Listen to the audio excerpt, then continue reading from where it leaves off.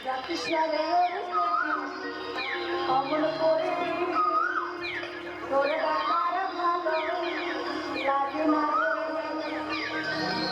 বিরহ জ্বালা শরীরটা মনে ওরে কৃষ্ণারে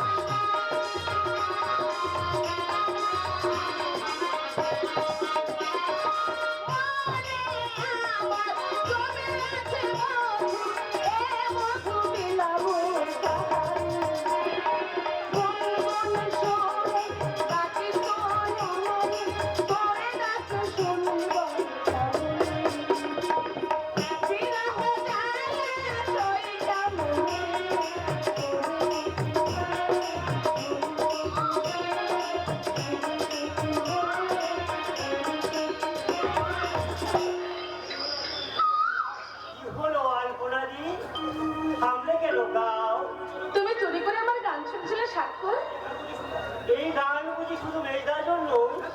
তুমি ভারী দুষ্টু জানো আলপনাদি, সেদিন বিয়ের কথা শোনার পর থেকে লজ্জায় মেয়েদার বাড়ি ফিরল না। এদিকে বর্দা বৌদি ঠিক করে রেখেছে মেয়েদা এলেই তোমাদের বিয়েটা ঠিক। বিয়ে করতে আমার বয়েই গেছে। মুখে তুমি যাই বলো না আলপনাদি, ভিতরে কিন্তু আনন্দ একদম উপচে পড়ছে।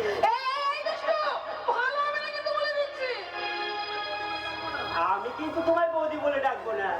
কেন কেন? বাড়ি সেই প্রথম থেকে আমি তোমার দিদি বলে রেখেছি, আর এখন বৌদি বলবো কেন?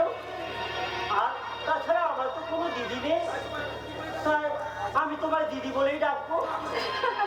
পাগল ছেলে, আমিও চিরকাল তোমার দিদি হয়েই থাকবো। তাহলে আজ থেকে তোমার দিদি বলি। তোমার ইচ্ছে। জানো দিদি, বলো। বর্দার মুখে শুনেছি আমাদেরও না এক দিদি ছিল। দিদির যখন 5 বছর বয়স, তখন একদিন এক সাপুরিয়া আমাদের বাড়িতে সাপ খেলা দেখাতে আসে। সন্ধে হয় রাত কাটানোর জন্য সেই সাপুরিয়া আমাদের বাড়ির বৈঠকখানায় আশ্রয় নেয়। সকাল হতে সবাই দেখে সেই সাপুরিও নেই, আর আমার দিদিও নেই। সেই সাপুরিয়া আমার দিদিকে চুরি করে নিয়ে যায়। তারপর কি হলো?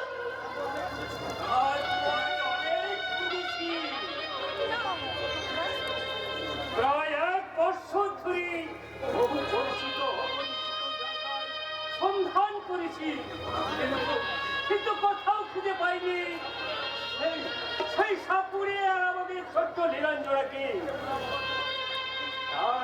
সেই দুঃখেই বাবা মা অসুখী করে মারা গেলেন। আর এই দিন হতভাগা আমার বুকে এসে জড়িয়ে পড়লো।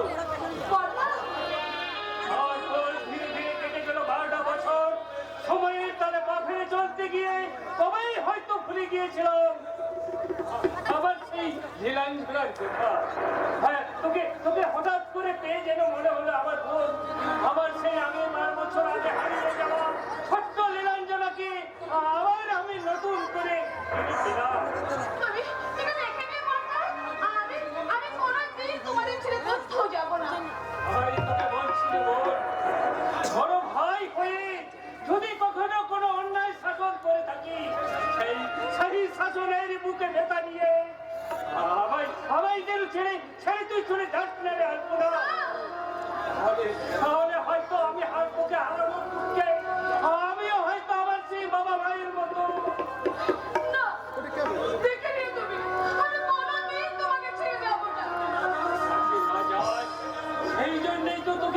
চাকরি চাইছি। এই সামনে শুভ লগ্নে ভাস্করের সঙ্গে আমি তো কি হলো রে নিতাই? তুই এমন করে হাঁপাচ্ছিস কেন? থামলি কেন? বল, কি করেছে আমার ভাস্কর? চুপ করে থাকিস না নিতাই, তুই বল। পারবো না ঘোষালদা, এই হতভাগীর সামনে ওই কথা বলতে আমি পারবো না। কেন পারবে না? কেন পারবে না? কি এমন অপরাধ করেছে বলো? বাঙালি ভাইরা কি করেছে? কি করেছে? ভাস্করটা কি করেছে বলো? হাসপাতাল তোমাদেরকে না জানিয়ে বিয়ে করেছে।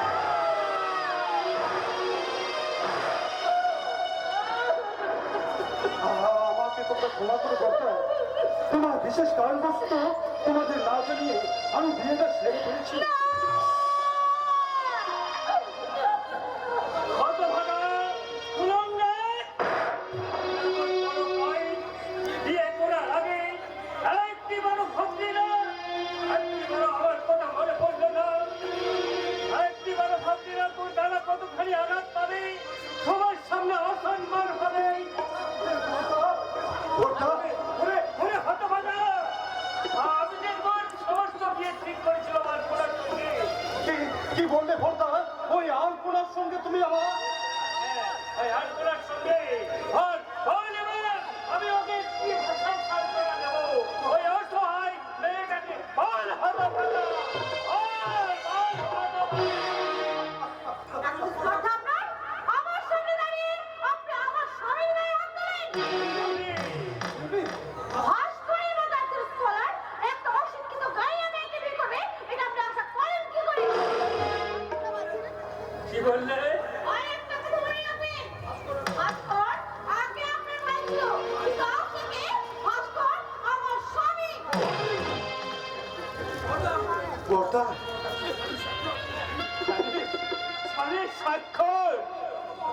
আমি যদি তোর মতো অন্ধ হতাম খুব ভালো হতো রে। ওই অহংকার, আলো আধার, স্বামী কাশি কান্না, ন্যায় অন্যায় সব একই রকম দেখতাম। অন্য হলে আজ আমাকে এমন করে দেখতে হতো না। ওই আধুনিক যুগে নতুন লোকে, আধুনিক যুগের নতুন বউ। তোর মেজদা ভাস্কর আমার তিল করা সংসারটাকে আজ টুকরো টুকরো করতে আধুনিক বউ এনেছে। আরে ওখানে তার সিঁদুরের পরিবর্তে লাল কাগজের টিপ, চোখে রঙিন যুগের রঙিন চশমা, ঠোঁটে আধুনিকতা লাল রং মেখে হেঁটেছি দেখতাম নেই। তুলো জুতো পরে বৌমা এসেছে আমাদের শান্তির তপবনে অশান্তির আগুন জ্বালতে। তোমার বৌমার হয়ে আমি তোমার কাছে ক্ষমা চাইছি ভর্তা। এবারের মতো তুমি আমাদের ক্ষমা করে দাও। চলে এসো ভাস্কর, আর এক মিনিটও আমি এখানে থাকতে চাই না। চলে এসো। না, যাবে না। তোমরা এই বাড়ি ছেড়ে কোথায় যাবেন আমি বলছি? দেখো হ্যাঁ, আমি বেঁচে থাকতে ভাস্কর এই বাড়ি থেকে কোথাও যেতে পারবে না। তুমি কেমন মানুষ গো? একটা অবধ শিশু না বুঝে অন্যায় করতে বলে তাকে কেমনি করে শাসন করতে হয়? শোনো, ভাস্কর যদি এই বাড়ি থেকে চলে যায় তাহলে তোমরা আমার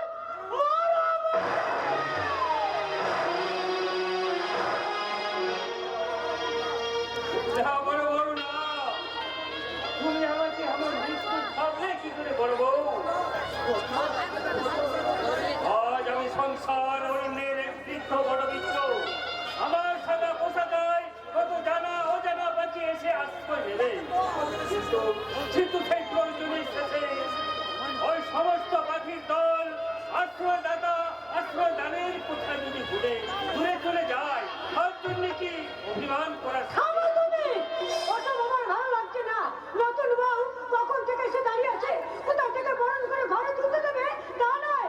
আয়, কে আছিস? ঠাকুর ঘরে বরণ ডালাটা সাজিয়ে রেখেছি, নিয়ে আয় তো। আলপনা তুই বরণ ডালা নিয়ে এসেছিস? কেন বলতো কেন? আপনার যে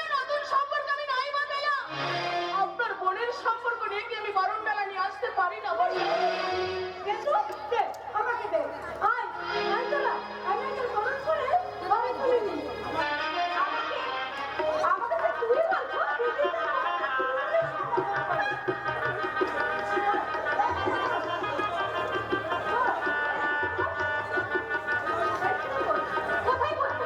এই মাটিতে অসম্ভব। তুমি আমাকে কখনো মাটিতে বসতে দেখেছো? কাজ করে বৌদি, তুমি না হয় দাঁড়িয়ে থেকে এদের বরণটা করে নাও। আমি দাঁড়িয়ে থেকে বারণ করবো? হ্যাঁ বৌদি। হ্যাঁ বাবু, আমাদের সময়কার নীতি এখন পাল্টে গেছে। এটা হলো আধুনিক যুগ। আরে আধুনিক যুগের নতুন বউকে চেয়ারে বসেই বরণ করতে হবে। তুমি থামো। আমি বরং ওদের এই অবস্থাকে বারণ করছি। আয় তোরা, আয়।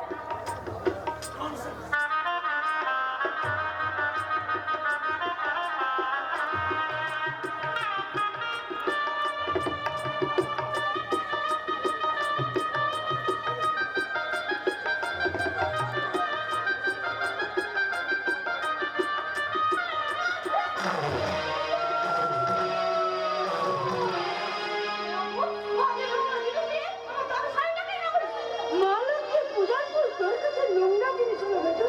সেই ফুল তুই মাটিতে ছুঁড়ে ফেলে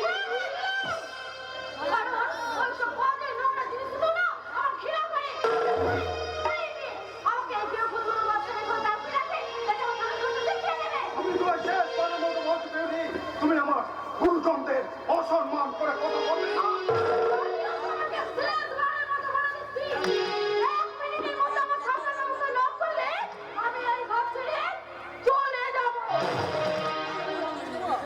দাদা, বৌদি, আমি কি ভুল করলাম? কেমন করে ভুলের আমি প্রায়শ্চিত্ত করবো? বলতে পারো শেখর স্বাক্ষর নিতাই ওরে তোরা বলতে পারিস ভাই, এখন আমি কি করব? কেমন করে মেলাবো আমার জীবন অঙ্কের হিসাব? বিস্তার করেছিস ভাগ্য। আজ বিশেষ জ্বালা তো তোকেই সহ্য করতে হবে রে ভাই। তুমি আমায় অভিশাপ দাও দাদা, তুমি আমায় অভিশাপ দাও। তোমার এই সাজানো সোনার সংসারে আজ আমি অশান্তি চোর এনেছি দাদা। সেই অশান্তি চোর তোমার এই সাজানো সোনার সংসারটাকে জ্বালিয়ে পুড়িয়ে চারকার করে দেবে দাদা, চারকার করে দেবে। তাই তুমি আমায় শাস্তি দাও দাদা, তুমি আমায় শাস্তি দাও, শাস্তি দাও দাদা। না রে ভাস্কর না, তোর ওই জ্বলন্ত চিতাকে আমি আমার ভালোবাসার বুকে আঁকড়ে রাখবো। কারণ আমি এই সংসারের বড় বউ। তাই যত কষ্ট হলেও এই সংসারের ক্ষতি আমি কোনোদিন হতে দেবো না রে। কখনো না, কিছুতেই না, কোনোদিন না।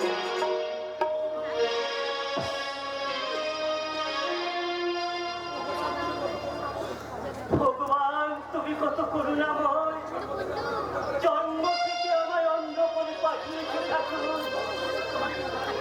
আর একটু করুণা করো ঠাকুর, এবার আমায় একটু ধীর করে দাও ঠাকুর।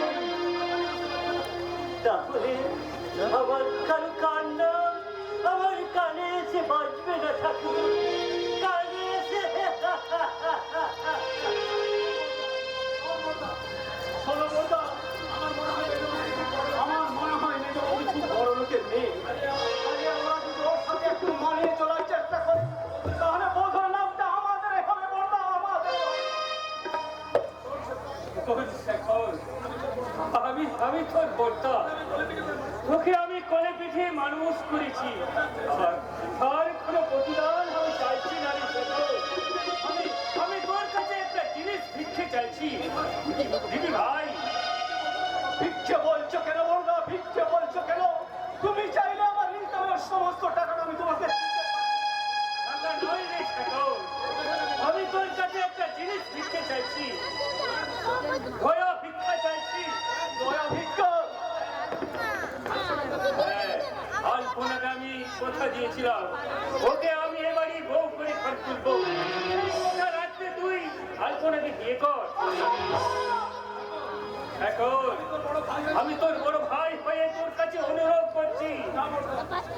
না বোধা না, তোমার অন্যায় দাবি। বড় ভাই বলে তুমি যা খুশি তাই বলবে, আর আমাদের সেটা সহ্য করতে হবে। এখন তাছাড়া আমার স্ত্রী হওয়ার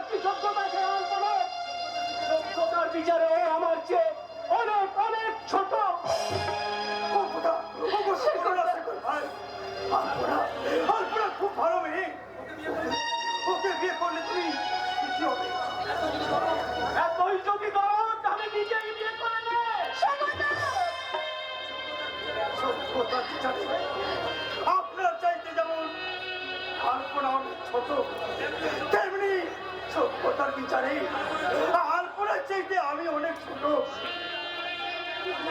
তুমি যদি ওকে বিশ্বাস করতে না পারো, আলপনাই বা আমাকে মেনে নেবে কেমন করে?